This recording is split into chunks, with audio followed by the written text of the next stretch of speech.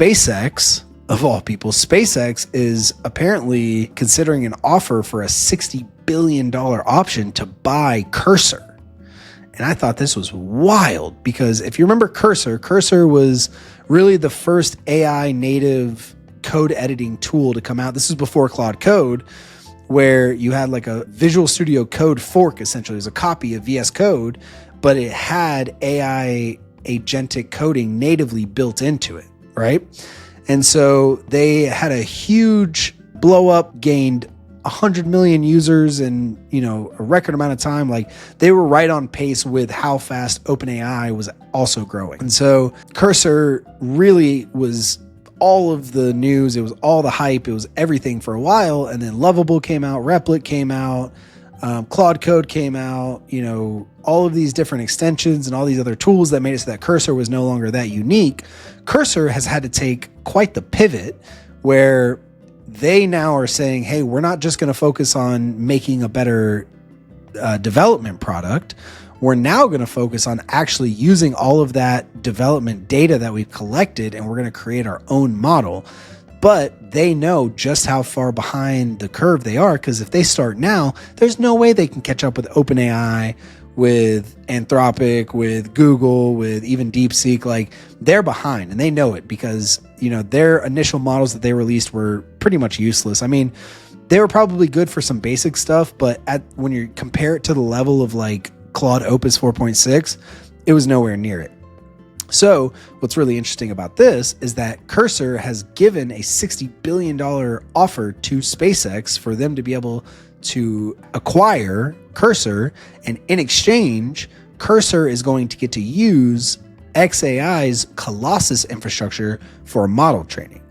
Now, the reason this is a big deal is because the only other company that has been able to use the Colossus infrastructure for training has been X. Yeah. Elon Musk's AI company, xAI, has trained Grok. So everybody knows about Grok at this point. It's the native AI tool that's available in X, formerly Twitter. And it's got wild mode, it's got research mode. Like it really made advancements a lot faster than the others.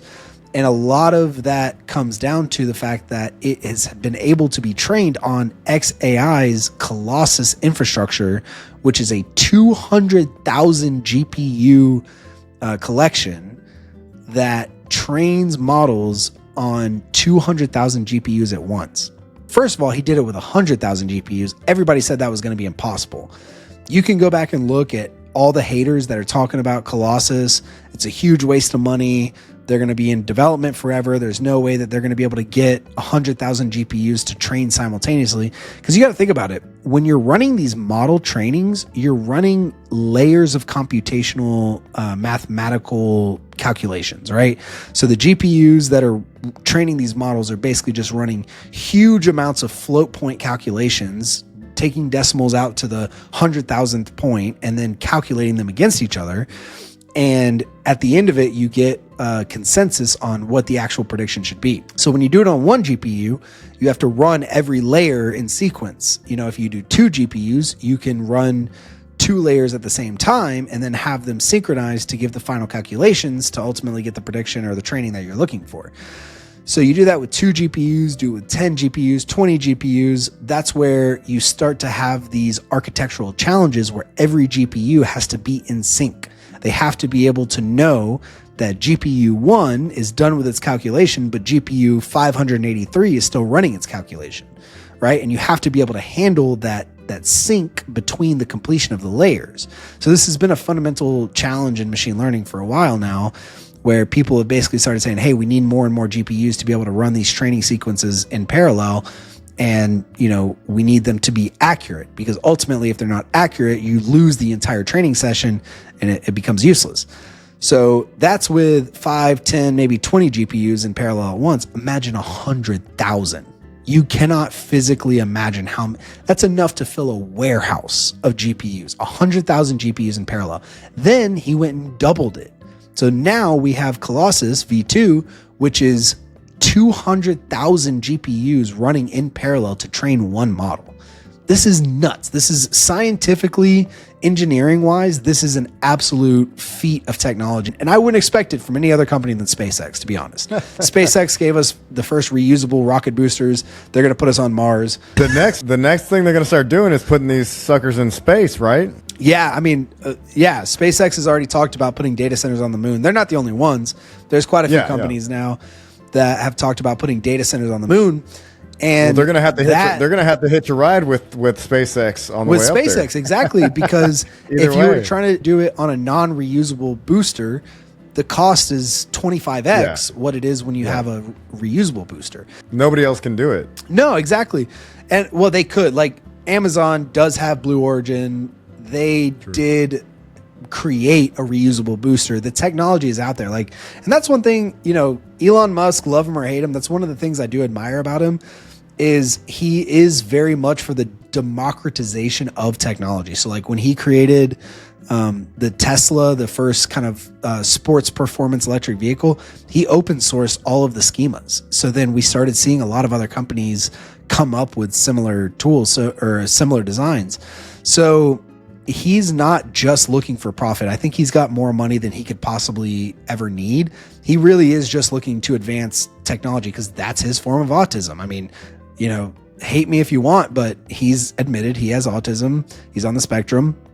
This is his form of it, is he just needs to see technology go to the next stage. He cannot sleep at night. He cannot live with himself if he does not see technology advancing and going to the next stage of capability. So that's a whole separate discussion, but all of that has given us Colossus V2, and that Colossus V2 is a 200,000 GPU training center that makes it so that you can train way faster, way more accurately for a lot less cost. Because if you were to spend the equivalent amount on, like, let's say, the Trainium model series or the Trainium chip series from Amazon, you're going to spend 5x what you would spend on just, one run through on Colossus. Assuming, of course, we're talking about economies of scale. We're talking about there's enough demand for it to be worth it. I have no idea what the deal is like. They may end up charging them. I mean, at this point, they're talking about $60 billion acquisition. So, right here, there's a bit of a break. Of their company.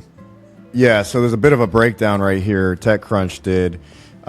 Just saying, SpaceX at some undisclosed point later this year will either pay Cursor $10 billion for its work. So they didn't really clarify what that meant, or they're going to acquire the company for $60 billion. Okay, so just outright acquire it, and they were eyeing a $50 billion valuation in an upcoming private fundraising round, and it reflects a series of over the past since January of last year. Valuation of $2.5 billion from January of last year, going to $9 billion in May, and right under $30 billion post-money valuation when it closed this last series funding in November of last year. So, this is the thing. This is the thing, right? Is these valuations at this point? A year ago, these would have been crazy news stories. That holy crap, they're getting valued at $50 billion. We're talking about $40 billion investment from Google into Anthropic. We're talking about, OpenAI maybe reaching $1 trillion valuation. Like, these would have been crazy news stories. But now that we've been able to be educated and realize the value of these AI tools, this is kind of secondary to what really matters, in my opinion. And this is why I wanted to talk about this. You look at a $60 billion option to buy a company, you're like, holy shit, like, they clearly did something right. They clearly, are so highly valued that company like SpaceX would consider buying them.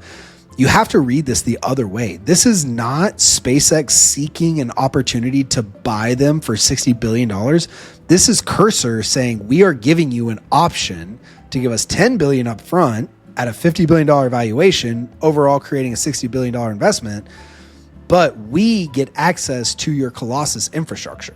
And that, I think, is what is more in line with everything we've talked about today, where Anthropic has said they're going to put $100 billion into what?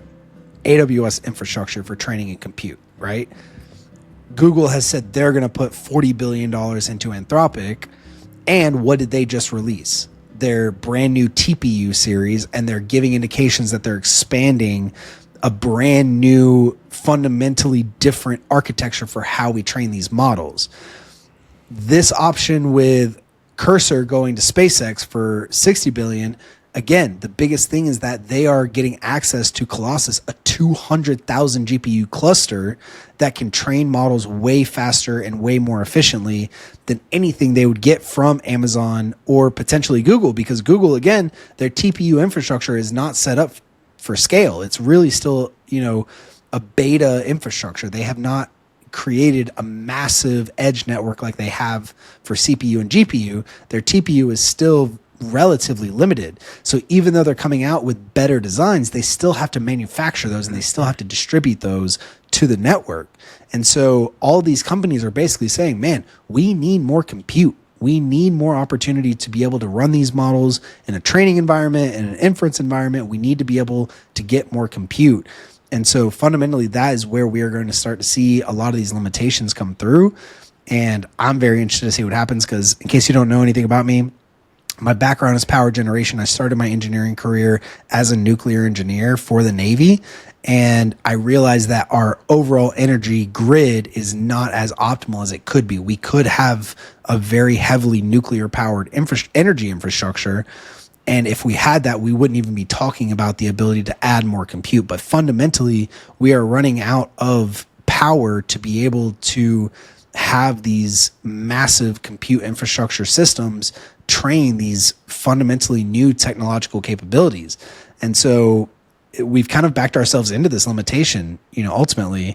And it's very interesting to see what happens, especially if you put it in the context of what's going on in the war in Iran. And there's like all this Middle East stuff, and oil prices are going crazy, and people are just wondering if they're going to be able to fill up their car. Meanwhile, these AI companies are saying, can we train the next series of, crazy intelligent models? Is there going to be enough compute space? And that really comes down to the question of, is there going to be enough power to be able to have these compute infrastructures available? So yeah, it's very interesting where we've gotten ourselves as a world and as a country and fundamentally as a society, where, we took some short-term gain for the oil profits that we got in the 90s and early 2000s.